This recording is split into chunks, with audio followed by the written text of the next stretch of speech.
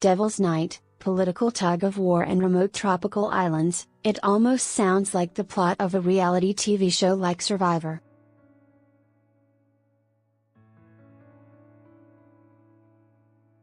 But it's all part and parcel of this week's election in Solomon Islands. This Wednesday marks the small Pacific Island nation's first poll since the Australian-led, 14-year security mission known as Ramsey Regional Assistance Mission to Solomon Islands, ended in 2017, which helped bring peace and stability to the country after years of ethnic tensions and killings.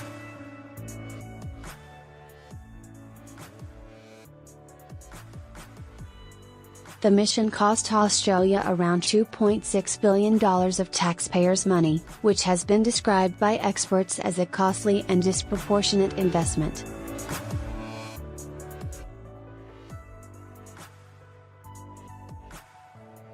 Australia remains Solomon Islands' biggest aid donor, dishing up $187 million this financial year, and providing some 200 Defence Force personnel for the upcoming election.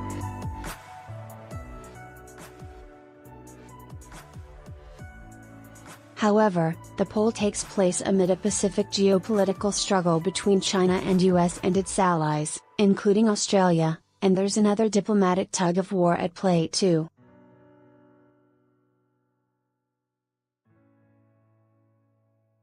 A diplomatic switch from Taiwan to China? With a population of approximately 600,000 people, Solomon Islands is Taiwan's largest ally in the Pacific, but China's growing influence in the region and the looming election has put its relationship in the spotlight. China considers Taiwan to be a rogue breakaway province.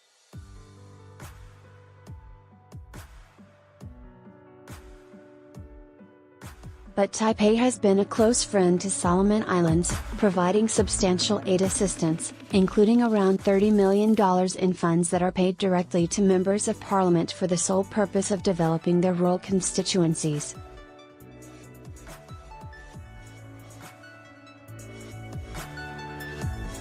Still, there have been rumblings that Honiara could switch its allegiance to Beijing after the election. Particularly, the nation has strong economic ties with China, which is Solomon Islands' largest export market.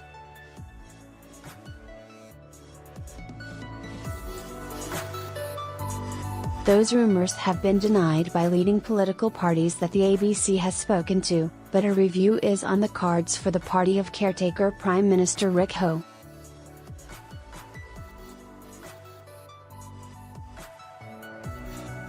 In order to satisfy everyone, we said that we'd have a review of that particular relationship with Taiwan, but that doesn't mean we'll break our relationship with Taiwan, President of the Democratic Alliance Party, John Ujirimo, told Pacific Beat.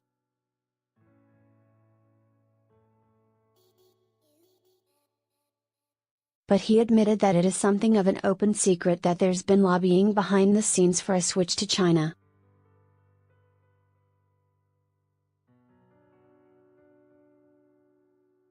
The ABC has recently reported that Beijing had also been pressing for the region's peak body, the Pacific Islands Forum, PIF, to formally embrace the One China policy.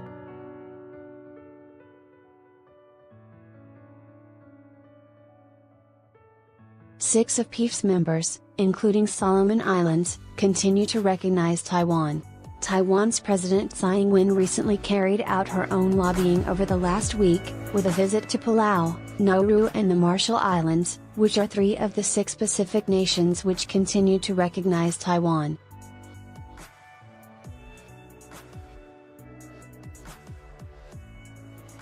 Rumors of vote buying in the heavily contested election. The political landscape in Solomon Islands is a crowded one. 15 political parties are contesting the election, with 333 candidates vying for the country's 50 parliamentary seats. Only 25 women are contesting this year's poll.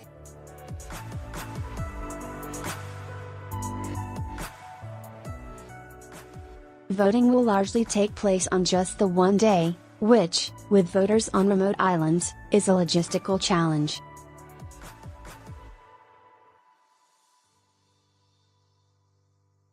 Australia is applying for defence helicopters to assist with that challenge.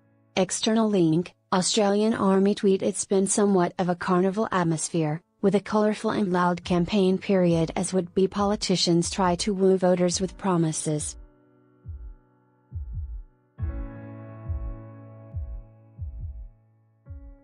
There have been some reports of vote buying, which election expert Terence Wood from RDNews Development Policy Centre said is to be expected ahead of a Solomon Islands election.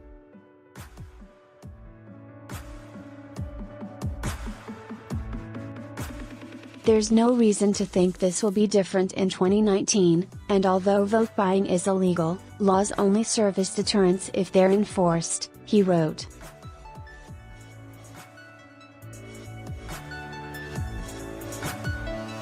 The Devil's Night, but authorities are attempting to crack down on questionable campaigning. The night before the poll is known as Devil's Night in Solomon Islands.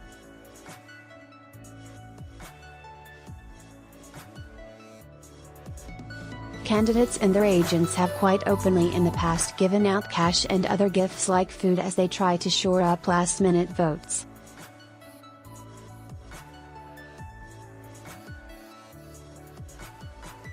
Sadly, vote buying on Devil's Night has now become a common aspect of elections in the country that people speak openly about it without remorse, the anti-corruption group, Transparency Solomon Islands, said in a statement.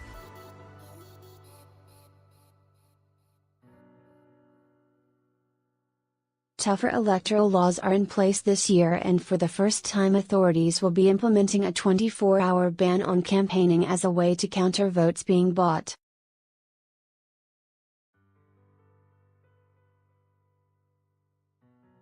Over 1,600 police officers are being deployed for election security in the police force's largest operation to date.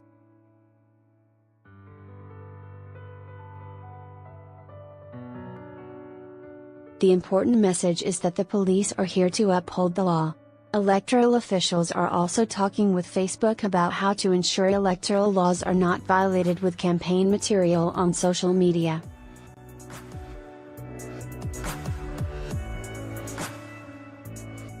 Corruption has been rife in Solomon Islands, but the previous government hails among its biggest achievements the passing of anti-corruption laws, which will enable it to set up independent commission against corruption.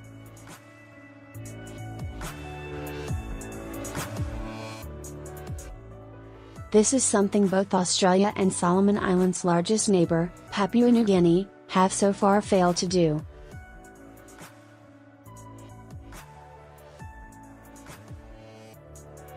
There's also been a recent police crackdown, with 2 parliamentarians arrested and charged in late 2018 for the misuse of public funds, including allegations one used constituency money for a private Christmas party.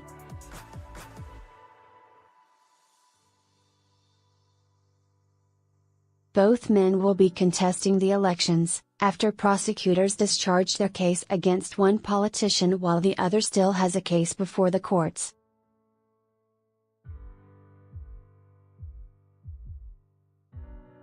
Politics, a game of personality rather than policy. Final election results won't be known for several weeks, as ballot boxes are transferred back from remote polling stations to the closest provincial centre.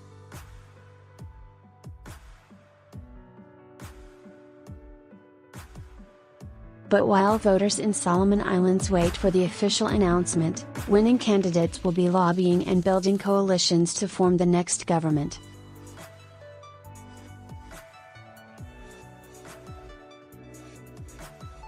While there are political parties in Solomon Islands, politics is often a game of personality rather than policy.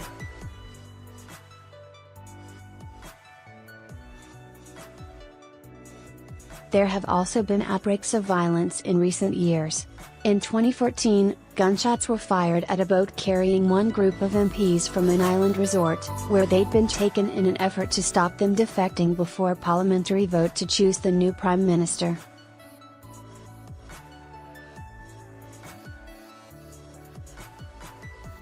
Riots broke out in 2006 after the election of Snyderrini as Prime Minister. He then resigned just 8 days later ahead of a no-confidence vote.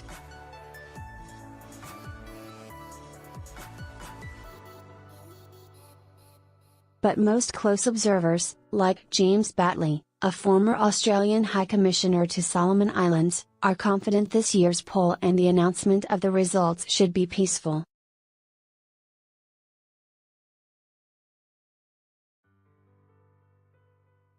Mr. Batley is leading a team of election observers from the Australian National University.